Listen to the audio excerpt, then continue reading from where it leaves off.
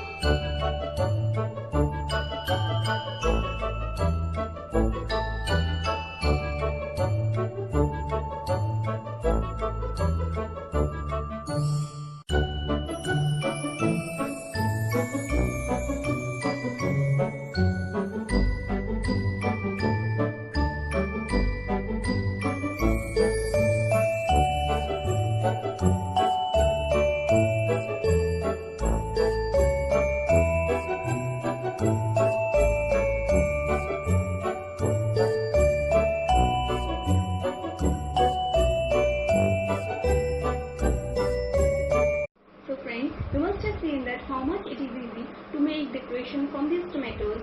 Try it at home and give me the feedback, and hit like if you like this video. Keep watching my videos. See you soon. Bye bye. Take care.